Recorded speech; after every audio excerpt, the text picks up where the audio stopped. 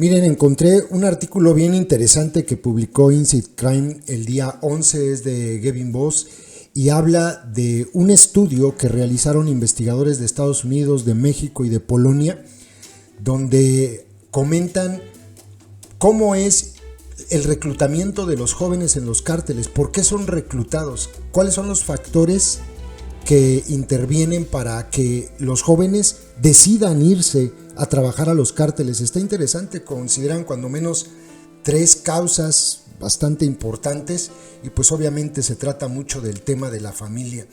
Dice, el título es Estudio devela tácticas de reclutamiento de cárteles en México, y dice el artículo: los reclutadores de las organizaciones criminales en México convencen a sus potenciales miembros con promesas de pertenencia social. Según un nuevo estudio que destaca la omnipresencia de los cárteles en las vidas de los jóvenes más susceptibles al reclutamiento. El estudio realizado por los investigadores en Estados Unidos, México y Polonia se desprendió de entrevistas a profundidad con 79 personas que hacen o hicieron parte de organizaciones criminales.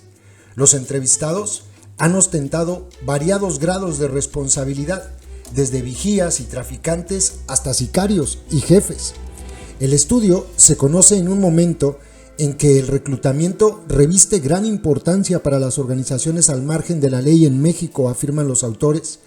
La violencia entre grupos criminales se ha mantenido en un punto álgido desde comienzos de la década de 2000 y sigue cobrando vidas, lo que empuja a los grupos a reponer el pie de fuerza perdido.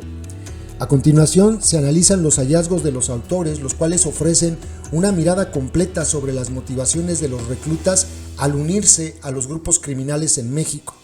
Y empiezan con un tema: la trayectoria colectiva. Este es un marco novedoso que plantean los autores para ayudar a entender el reclutamiento en las organizaciones criminales.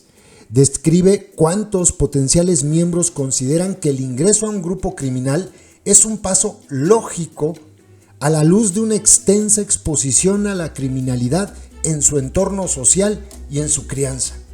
Es algo lógico, algún día va a suceder. Yo aquí veo mucho de fondo el tema de la narcocultura que tanto hemos hablado. Pues sí, estás expuesto a eso, ¿no? Los reclutas están preparados mentalmente para pertenecer a un grupo, dice el estudio. La participación de sus familiares en grupos criminales y cierta normalización de la presencia del grupo simplifican la llegada al reclutamiento. Los reclutadores aprovechan esta percepción mental ofreciendo la pertenencia a un grupo social más amplio. En la organización criminal, los miembros muchas veces tienen experiencias y valores comunes.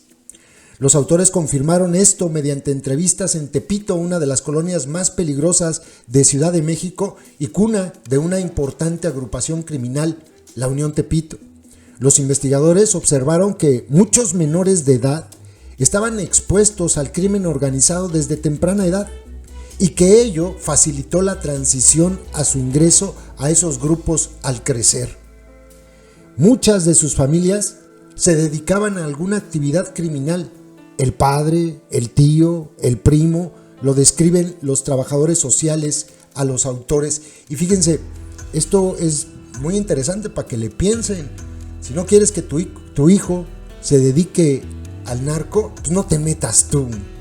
Porque si no, ¿con qué cara después le vas a decir que no lo haga? Es algo bastante lógico, suena, si ustedes quieren, muy simple, pero yo creo que por ahí se empieza. Es posible, dice el estudio, que los mismos ya estuvieran involucrados en delitos menores, algo que facilitaba aún más su adhesión al grupo. Para quienes se encuentran en esa situación, el ingreso formal en un grupo criminal puede no considerarse un gran paso, sino más bien una extensión de un estilo de vida en el que ya participaban. Pues sí, ¿no? Y les suena tan normal. Pero la integración social a los grupos criminales suele ser de una sola vía. El riesgo de retaliaciones del cártel hace posible dejar el cártel solo si el integrante está dispuesto a exiliarse de grupos cercanos, lo cual va contra la tendencia del colectivismo. Salirse puede tener consecuencias desastrosas físicas y sociales para los exintegrantes. Se han cubierto historias de miembros de grupos como el Cártel Jalisco Nueva Generación, en las que se muestra la imposibilidad de dejar el grupo y que en el proceso se arriesga a perder la vida. Yo quisiera cambiar por mis hijos, pero es muy difícil, todos entramos juntos, comentó a los autores un integrante de uno de estos grupos. Esto también está de pensarse. Luego, otro tema, riqueza, poder y estatus. Además de las fuerzas sociales, las motivaciones individualistas también promueven el reclutamiento para los grupos criminales, según encontraron los investigadores. Los reclutas están motivados por deseos personales de riqueza, poder y estatus que asocian con la pertenencia al grupo. Esa relación ya ha sido explicada en literatura anterior, según los autores. En barrios que ofrecen escasas oportunidades económicas diferentes de esa, es difícil rechazar la oferta de los grupos criminales. Los autores vieron esto de primera mano en Tepito, donde los individuos veían la pertenencia a un grupo criminal como una forma de llevar un estilo de vida opulento y de tener influencia en la comunidad. Los chicos de Tepito se ven atraídos por todo ese dinero y quieren trabajar para la Unión Tepito para tener las mismas cosas, le confesó un residente de Tepito a los autores. El problema se extiende más allá de Tepito. Millones de adolescentes mexicanos experimentan la pobreza, según estadísticas oficiales. Muchos de esos niños se convierten en blancos primordiales de las organizaciones criminales que los atraen con promesas de riqueza. Los grupos criminales mexicanos usan de manera recurrente las redes sociales para hacer alarde de su estilo de vida. Las publicaciones que exhiben la ostentación de la vida criminal, autos, armas y dineros, posiblemente favorezcan al reclutamiento. Quizás el mejor ejemplo de esto sean los Chapitos. Los hijos del antiguo capo del cártel de Sinaloa, Joaquín Guzmán, alias El Chapo, han consolidado una marca en TikTok que se conoce como La Chapiza. Ojo con esto, también es muy importante el que los chavos crean que van a tener todo lo que presumen esos narcos. Está bien difícil. El 99.9% de los que se meten a este tipo de cosas termina muerto en la cárcel y sin dinero para acabarla de joder. Y es así, esa es la realidad. Es para que se la piensen. Luego este tema también, nociones de masculinidad. Y sí, tiene que haber indudablemente un componente de género muy fuerte dentro de esto. Dado que los miembros son hombres en su mayoría, ajustarse a la imagen social de masculinidad también parece ser un factor en la decisión de los reclutas de unirse a los grupos criminales, como anotaron los autores del estudio. Mediante la pertenencia al grupo, los hombres pueden lograr independencia financiera y sostener a su familia. Los autores presentan el ejemplo de un entrevistado que fue miembro activo del Cártel de los Caballeros Templarios, una agrupación criminal que llegó a acumular mucho poder en el oeste de México.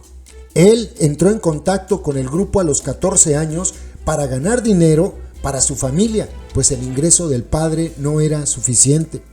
El trabajo de estos autores se desprende de hallazgos anteriores y pone de relieve un aspecto de la relación entre masculinidad y el crimen organizado que se extiende más allá del enfoque más común que observa cómo la noción de masculinidad motiva la extrema violencia hacia otros grupos y hacia las mujeres.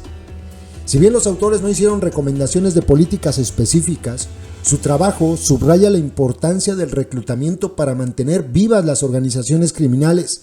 También señala posibilidades para boicotear las vías de reclutamiento, ofreciendo modelos alternativos para que jóvenes susceptibles de ser reclutados cumplan su deseo de ayudar a sus familias, forjar lazos sociales y vivir de acuerdo con los ideales trazados por padres, hermanos y tíos. Y suena a cliché, pero sí, el mejor ejemplo es la familia. Es muy difícil que si tú tienes un modo de vivir honesto, tus hijos se metan a esto. Es muy difícil. Pero si tu familia es un desmadre, si tu familia está desunida, si hay violencia intrafamiliar, si hay temas de alcoholismo, de drogadicción dentro de la familia, muy difícil. Por eso creo que sí es muy importante empezar, para poder cambiar esto, empezar desde los padres. Los padres son los que tienen que poner ejemplo y saber, creo yo, jalarle la rienda a los mocosos antes de que se vayan a descarriar. Es muy interesante este componente de género dentro de las organizaciones criminales. Pues sí, es muy evidente, ¿no? Muy evidente. Se sienten bien machos. Esto es machismo. Esto también es consecuencia del país machista en el que vivimos, ¿eh? También es consecuencia de ello. Me parece muy interesante este tema y ojalá de verdad la gente se diera cuenta que este tipo de cosas se tienen que hablar con los hijos, se tiene que hablar mucho de esto y darles ejemplo, porque si no, van a terminar, ya sabemos cómo, ya se los dije, en la cárcel o muertos, no hay más. Eso de que los vamos a ver algún día con los carrazos, las joyas, los lujos, no, eso es fantasía, esas son pendejadas.